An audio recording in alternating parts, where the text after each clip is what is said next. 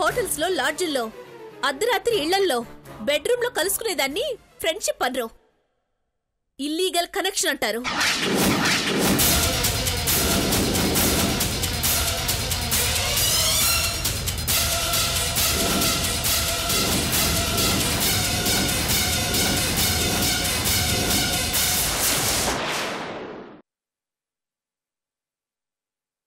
నువ్వే ఒక సంబంధం చూసావు. ఎవరు? నీ ఫ్రెండ్. నీ మాట వింది, ఓకే అంది, చివరికి వద్దంది. ఎవరి వల్ల? నీ వల్లేగా. నో, నా వల్ల కాదు. ఎవరో ఈ రూమర్ క్రియేట్ చేస్తున్నారు, వాళ్ళ వల్ల. నందిని, నువ్వు ఎలా అనుకున్నా అందరూ అనుకునేదేంటో తెలుసా? నిప్పులేందే పొగ రాదు అని. షటప్.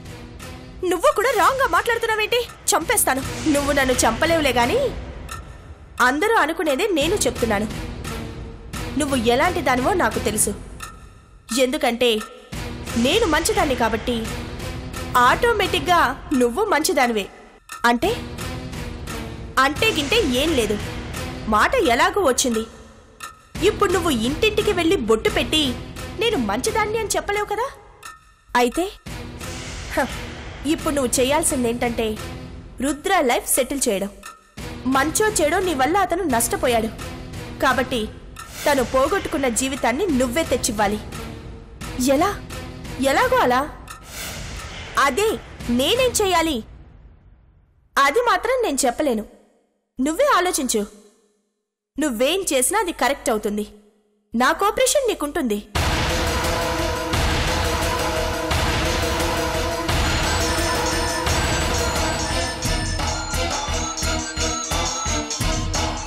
ఎవరు?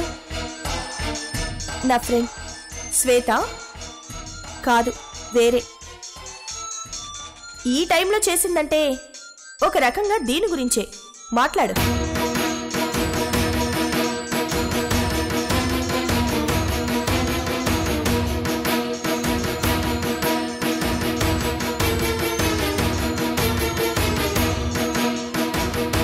హలో, నేను శిరీషనే. తెలుసు, చెప్పు. ఈవినింగ్ షాపింగ్ లో శ్వేత కలిసింది. నీ గురించే మాట్లాడుకున్నాం. శ్వేత ఏం చెప్పింది? అదేనే, తనేంటి అలా మాట్లాడుతుంది? అసలు తప్పేంటి? వయసులో ఉన్నావు, భర్త లేడు, ఒంటరిగా ఉండిపోవాలా? దానికే నీ క్యారెక్టర్ తప్పైపోతుందా? ఏయ్, ఫోన్ పెట్టేవే. అది తప్పుగా మాట్లాడిందని నువ్వు నాకు ఫోన్ చేసి గుర్తు చేయాలా? అది కాదు నందు, అతన్ని మెయింటైన్ చేస్తున్నావు. ఓకే, అతన్ని శ్వేతకిచ్చి పెళ్ళెందుకు చేయాలనుకుంటున్నావు? అదే అర్థం కావట్లేదు. అది కరెక్ట్ కాదు కదా. చూడు, పనికి మాలిన వాటికి సంజాయిషి చెప్పుకోవాల్సిన అవసరం నాకు లేదు. నేనేంటో రుద్ర ఏంటో నాకు తెలుసు. నేను కరెక్ట్, అతను కరెక్ట్. మేమిద్దరం చేసింది చేస్తుంది అంతా కరెక్ట్. ఇంకోసారి రుద్ర గురించి మాట్లాడావో పళ్ళు రాలగొడతాను. అతను ఇంతకు ముందు కొన్ని చెడ్డ పనులు చేసుండొచ్చు, బ్యాడ్ గా బిహేవ్ చేసుండొచ్చు. అవన్నీ నేను చెప్తే చేశాడు. ఈ నందిని కోసం చేశాడు. అతన్ని యూజ్ చేసుకుంది నేను. But present he was a పక్కా జెంటిల్మ్యాన్. చూడు, నువ్వు ఇంకోసారి ఎక్కడైనా ఎప్పుడైనా నా గురించి గాని రుద్ర గురించి గాని ఇలాంటి వెదవ టాపిక్లు తీసుకొచ్చావో పద్ధతిగా ఉండదు. పెట్టే ఫోన్.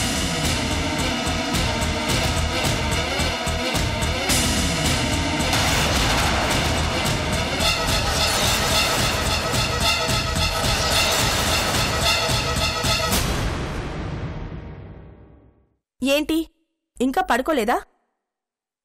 పడుకో, లేట్ అయింది. ఈ మధ్య ఆలోచనలు బాగా ఎక్కువైపోయాయి. ఏంటి ఫోన్లో వెదవ టాపిక్ అది ఇది అంటున్నావు? ఎవరిని? ఏదోలే అత్తయ్య, చెప్పుకుంటే టెన్షన్ ఇంకా ఎక్కువ అవుతుంది. నీకు తెలుసు కదా, ఒకప్పుడు మీ అబ్బాయి కోసం రుద్రని బ్యాడ్ గా యూజ్ చేశాను.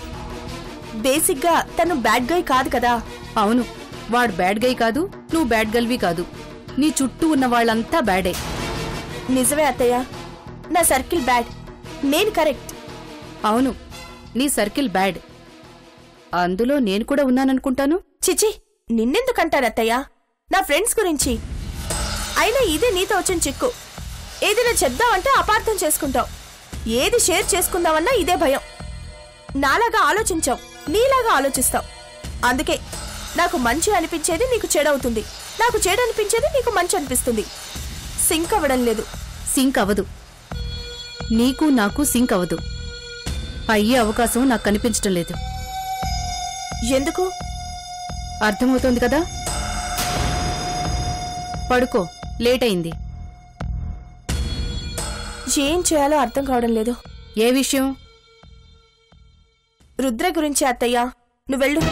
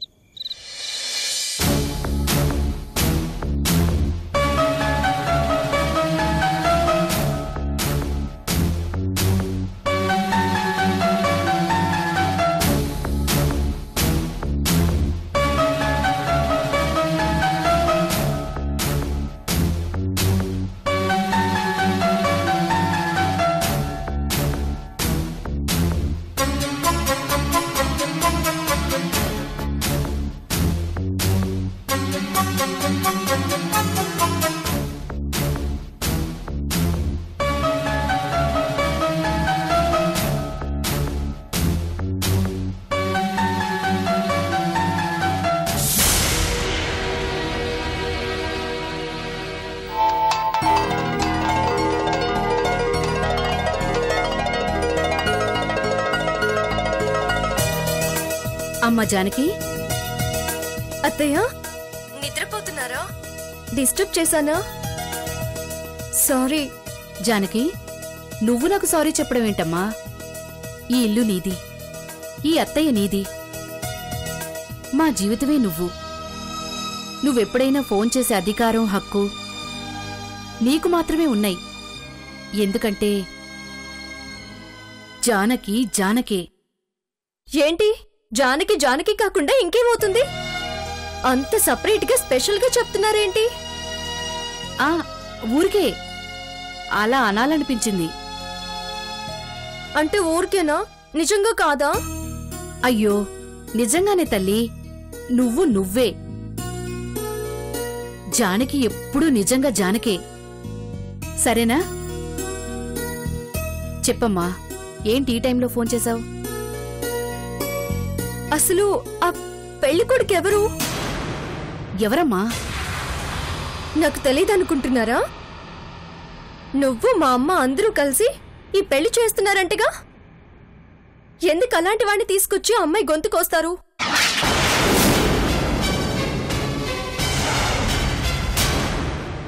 రేపొద్దున ఏదైనా తేడా జరిగితే జీవితాంతం ఆ అమ్మాయి మిమ్మల్ని తిట్టుకోదు. అయినా మీరెందుకు ఇలాంటి పని చేస్తున్నారు? వాడిదెంత బ్యాడ్ క్యారెక్టరో మీకు తెలీదా? తెలుసమ్మా, కానీ అది చూసారా? తెలుసు అంటున్నారు, ఒప్పుకుంటున్నారు. ఇంకా కానీ ఏంటి? తప్పు కదా. పాపం ఆ అమ్మాయి ఎంత ఏడుస్తుంది, ఎంత బాధపడుతుంది. అది దానికి కూడా తెలుసు. అదే కావాలని చేసుకుంటోంది, ఇష్టపడింది. మన చేతుల్లో ఏమీ లేదు. అందుకే మీ నాన్న కూడా కాదనలేకపోయారు. అయినా వాడు చెప్పేశాడా? ఏం చెప్పాడు? చెప్పకుండా ఎలా ఉంటాడు? ఆయన నా భర్త కాడా, నేనాయన భార్యని కానా? నువ్వు కూడా అలా అంటావేంటి? అదే, ఏం చెప్పాడు? మీరు చేస్తున్నదే.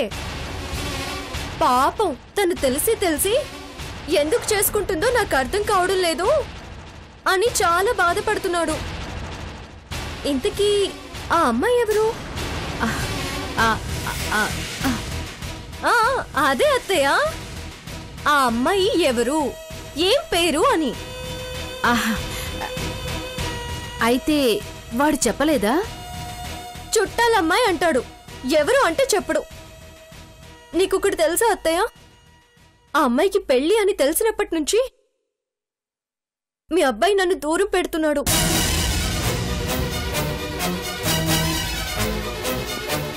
నా కర్మ అత్తయ్య. ఆయన కావాలి అన్నప్పుడు నా మనసు బాలేదు. నేను కావాలనుకుంటున్నప్పుడు ఆయన మనసు మారిపోతుంది.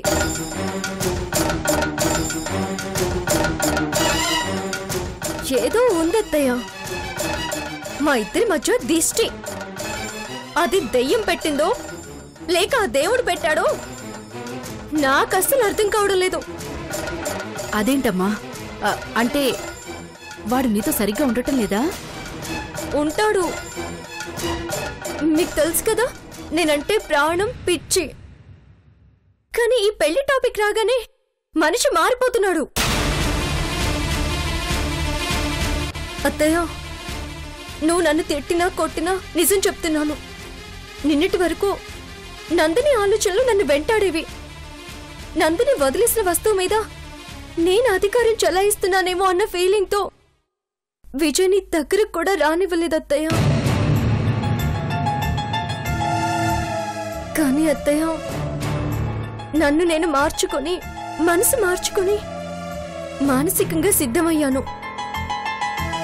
ఇంతలో ఆ అమ్మాయి ఆలోచనలు ఆయన్ని వెంటాడుతున్నాయి.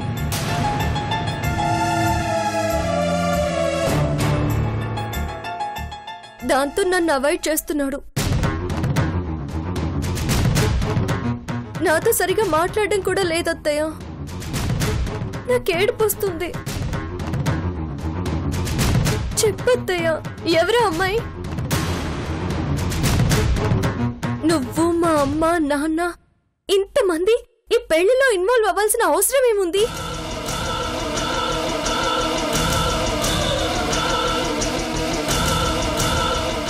అసలు ఆ పెళ్లి కొడుకు ఎవరు? ఆ పెళ్లి కూతురు ఎవరు?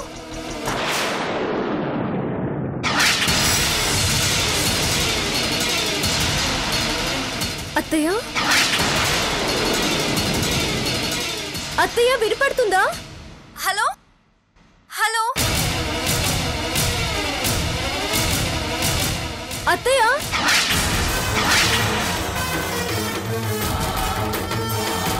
హలో హలో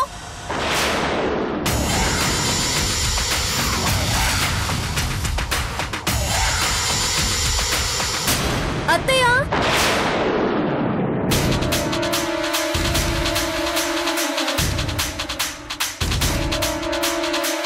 అత్తయ్య,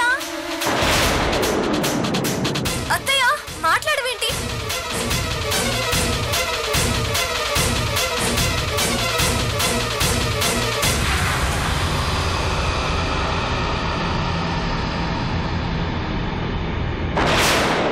అత్తయ్య, అత్తయ్య, అత్తయ్య. నందిని, ఏంటి? ఎవరు పిలుస్తున్నారే? ఎవరిని? ఇక్కడ అత్తయ్య ఎవరున్నారా? నువ్వేగా? నిన్నే. నేను నీకే అత్తయ్యని. నువ్వు పిలిచావా? జానకి కూడా అత్తయ్యవేగా?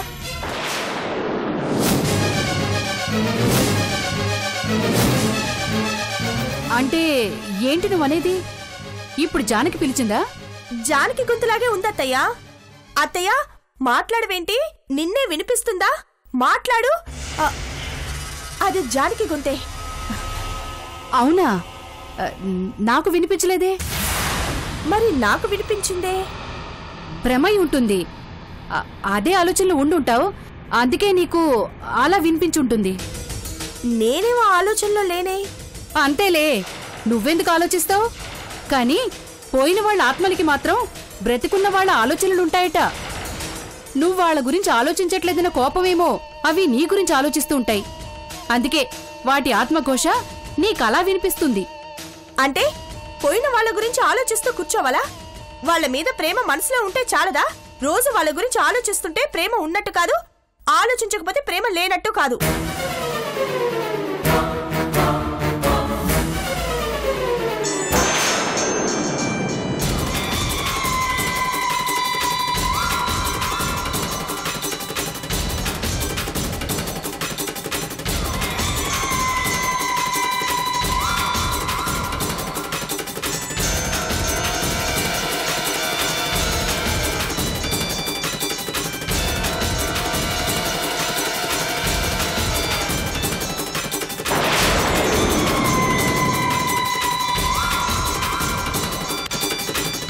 జానకి అని ఉందేంటి? జానకా? జానకే. ఓహో, ఈ జానకా? మా ఊరే, మాకు బాగా తెలిసిన అమ్మాయి. జానకి అంటే నా కోడలు ఒక్కతే ఉందా ఏంటి? కంగారు పడతావేంటి? ఇప్పుడే నాకు జానకి గొంతు వినిపించడం, నీకు అదే పేరు మీద ఫోన్ రావడం, నువ్వు కంగారు పడడం, సంథింగ్ ఈజ్ రాంగ్. మాట్లాడు.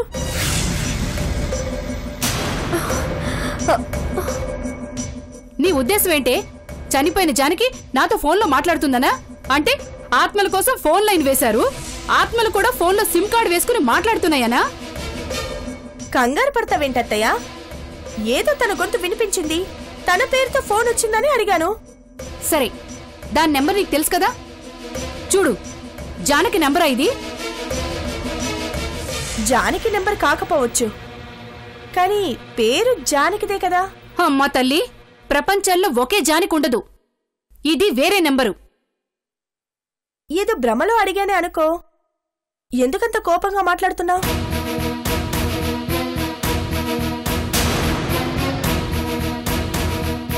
అయినా ఈ టైంలో ఏంటంట?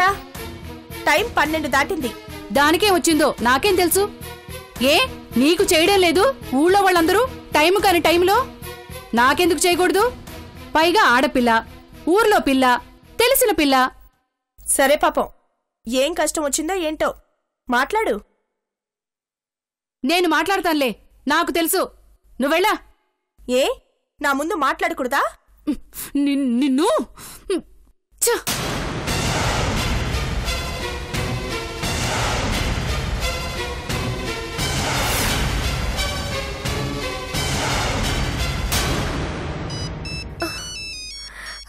అత్తయ్య, అత్తయ్య. ఏంటి? ఏ టైంలో పడితే ఆ టైంలో ఫోన్ చేస్తావు?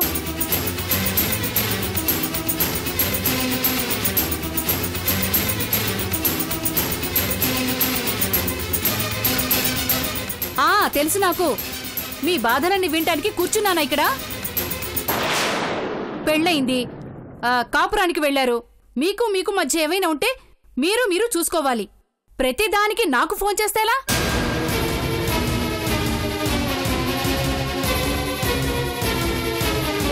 నువ్వే నీ మొగుణ్ణి దారిలో పెట్టుకోవాలి. నచ్చ చెప్పుకునో బతిమాలుకునో భయపెట్టో దారిలోకి తెచ్చుకో. అది నీ కాపురం, నువ్వే నిలబెట్టుకో. ఇలా మూడో మనిషి వరకు రాకూడదు. పెట్టై ఫోను.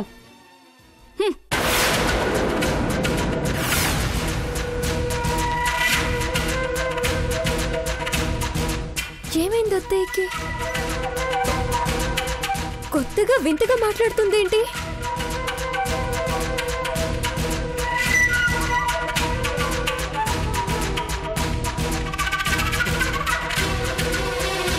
మాట్లాడానుగా చాలా. నేనున్నానని కోపంగా మాట్లాడినట్టుంది, లేకపోతే బాగానే మాట్లాడేదానివి. అర్థమైందిగా, వెళ్ళి పడుకో.